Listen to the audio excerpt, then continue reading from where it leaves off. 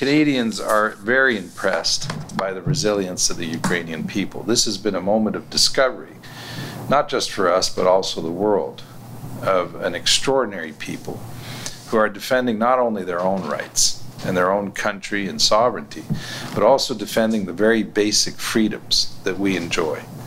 And it is the only way to understand what is happening in Ukraine, and for us to address those issues and support the people and the army and also the government of Ukraine as a country, is to understand that in the end it is about us directly and the freedoms that we enjoy. This is not a partisan issue. This is not an issue on which we seek any partisan advantage. We're not trying to be critical of the government. We're not trying to do anything else but do the right thing given the importance of this matter. In this leadership race, I've already expressed positions in regards to Ukraine. I think we should do everything in our power to offer the Ukrainian army lethal weapons so that they can not only act in a defensive mode, but also an offensive mode to be able to push back on the Russian army that is in, and that we should do everything in our power to and use the weapons and the inventory that we have, which includes Harpoon anti-ship missiles, howitzers that we also have in warehouses. We also have light armored vehicles in London, Ontario, and we have a plant there of General Dynamics that could also make further light armored vehicles. And we should use our defense procurement powers to also acquire equipment in other parts of the world that could very well be of use to the Ukrainian army. And we need to do that rapidly, because we need to move now before this conflict is too advanced. The other thing that we need to do is ensure that the $500 million of military aid that has been announced by the Government of Canada actually be allocated, and that the money move and that it be spent. We need to increase humanitarian aid to help those who are fleeing the conflict. And that means assistance not only for those who may come here, but to the surrounding countries who are generously and very, I think, courageously hosting a number of Ukrainian refugees who are going to their countries. We need also to clear out the bureaucratic roadblocks that we have in bringing Ukrainian displaced individuals to this country. We've had problems before the conflict in administering our immigration laws and the backlogs. And the conflict has only amplified and shed light on the fact that we have a bureaucracy that is not able and doesn't have the ability to absorb this new demand. And the Government of Canada has a responsibility to fix that and to focus on what is right.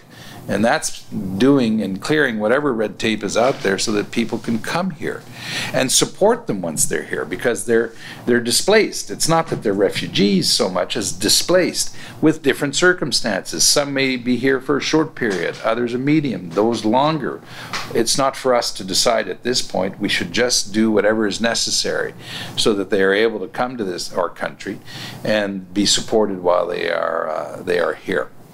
We need to continue to look at sanctions and make sure that we're applying the toughest sanctions possible and seizing assets, and be transparent about that. We're going to, and we should continue the work that we're doing with the International Criminal Court. And finally, there is this idea, and not surprisingly, as we see the pictures on the news every night, of doing something similar to a Marshall Plan. The country will need to be rebuilt. Mm-hmm. And this is a project for the world. Not just for Ukraine, but for the world. Canada should be in a leadership position on this project. We should anticipate that we are going to get there, and because we are confident that Ukraine will win this conflict.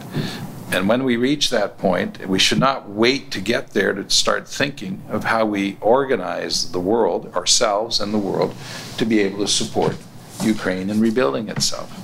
So those are the comments I wanted to share with you, and I do want to thank Bob for organizing this meeting today.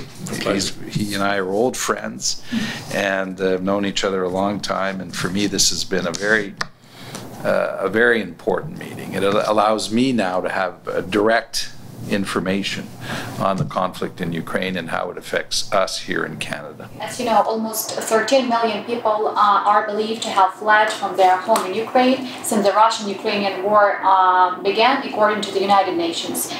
More than 6 million people left from neighboring countries, and at least another 6.5 million are thought to be displaced inside the country itself.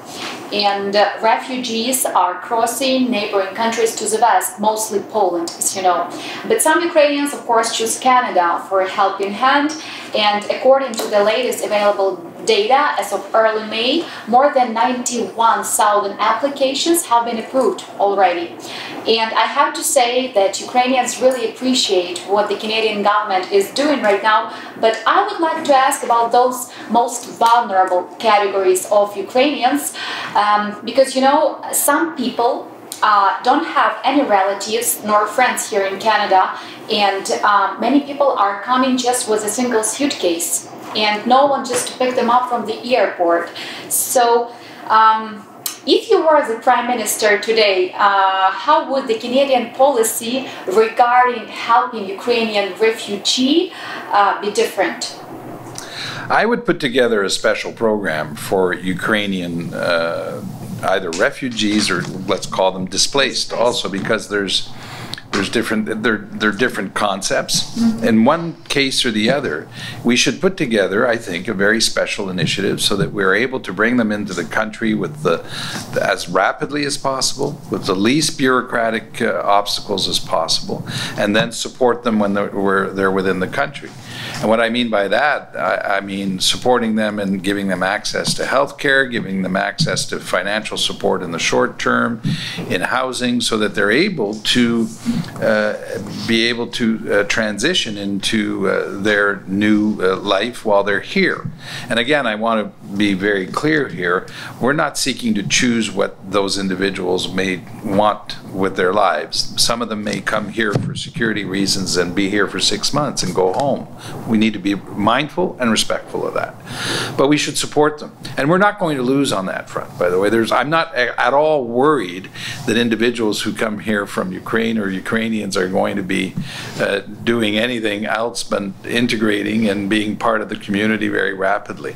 That's what I would do. And I would move very rapidly to make that happen, and enlist the help of the provinces to do it. The provinces have shown themselves willing to step up and do it.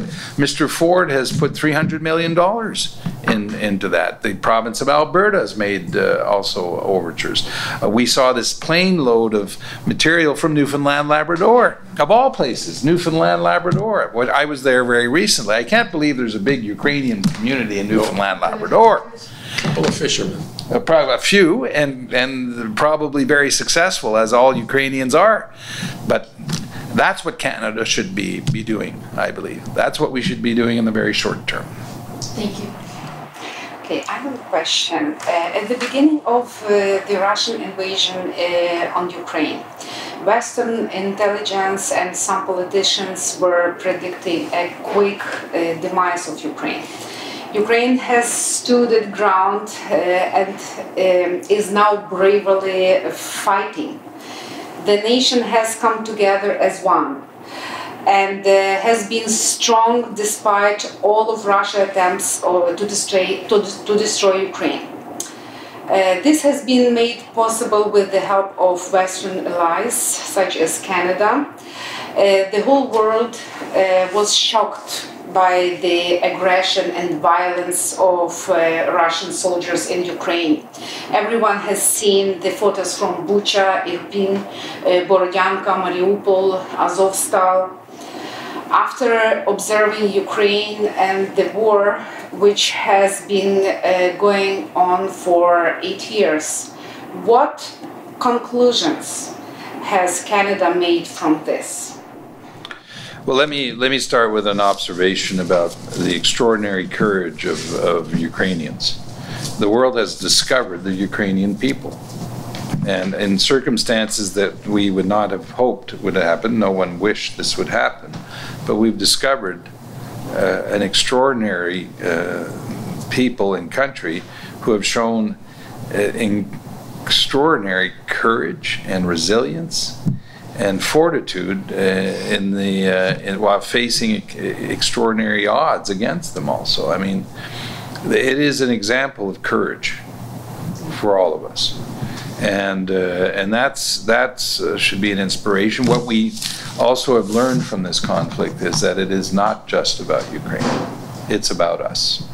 And it's about our freedoms. It's about all the things that we take for granted and that other generations gave their lives for and that now are being brought into question by this conflict. And so that is a call for us to support the people of Ukraine. The courage of the people of Ukraine is a call to us. They don't, you know,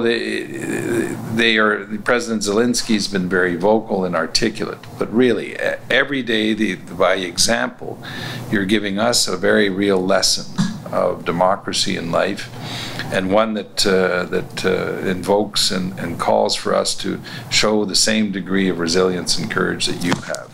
And so this conflict is going to mark our lives. It's going to be a very important marker in the history of mankind. And that's not an exaggeration. And I'm hopeful, and I believe Canada has to be up to that. We have to meet that challenge.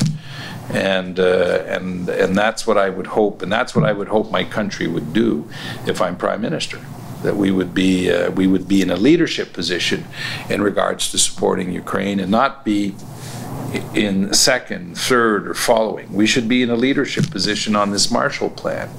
We should be in a leadership position in encouraging the rest of the world to offer lethal weapons to the Ukrainian army. Canada has a special relationship with Ukraine, and we should make that something that should be a big part of what we are celebrating as we go ahead and support now the people of Ukraine in their moment of need. But the Premier had a great quote in the other room about this, which was, Ukraine is on the front line of the war between Western democracies and authoritarian dictatorships, between good and evil. And it needs to prevail, and it should prevail. And that, of course, is what President Biden and all the leaders of the G7 and NATO have said.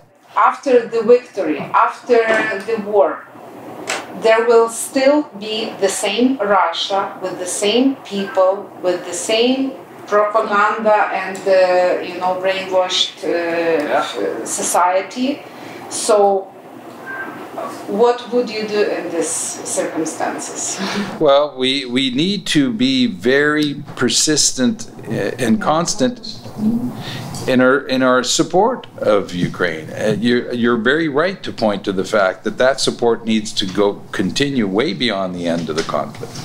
And we just cannot take for granted what the freedoms we have in this country that were earned through people giving their lives so that we could enjoy the freedoms we have here in Canada. And that's what the Ukrainians are doing for us now.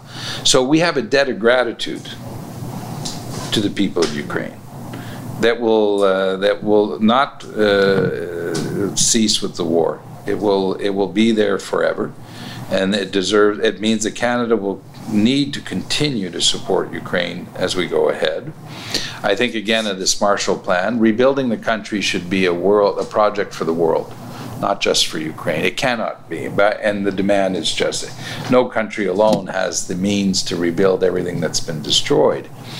But Canada should be the country that thinks of that now and is a leader in that reconstruction of Ukraine. And the Ukrainian people have given a lot to this country before. Those who came here, who built the country, who have been, among the most prominent of our citizens, have also given a lot. It's our turn now to return that gift and to also support the people of Ukraine. in light of what's happening in Ukraine right now, one of the big issues for Canada, and it's a real wake-up call for us, is the sovereignty of the Arctic. Because Russia is a physical neighbor in the north, and Canada had a lot of resources there. And it's going to be one of the biggest issue for these generations of Canadians living right now. At the same time, 2% of GDP is the NATO recommendation, right, for the Canada's national security. So it is going to be a high priority for a new government to be able to simply protect ourselves. It will be, and I've put out a policy on defense, and I invite you to look at the details of it, but I want to touch on a few points relative to your question. Canada needs to meet its objective and its commitment, actually. It's not just an objective, a commitment to be spending 2% on defense relative to GDP. The last time that happened, it was under a conservative government of Mr. Mulroney. And now we need to do that. It's not going to happen overnight because these are also very important investments. And it means buying, for example, military equipment, whether it's submarines or drones or and building ships. So that will take a certain amount of time, but we need to get onto it and work towards that. I would also open 2 military bases in the Arctic. Mm-hmm. And I would open one of the bases with a deep water port. One of the issues that Canada has in the Arctic is that the Northwest Passage is our territory. But the international community, including the United States and Europe, do not recognize our Northwest Passage as being Canadian sovereign territory. And they are our allies. Now, the northern route is the Russian route, which they said they would not militarize. And they have militarized. And they are physical neighbors of ours. So this is a basic question of sovereignty, and this is an urgent issue for Canada. With climate change, these new routes, the northern route and the Northwest Passage are new commercial routes that are going to be used by, and can be used by ships from all over the world to travel and transport goods or to have a military presence in the Arctic. So we need to open these bases. We need more militarized and armed icebreakers. We need submarines.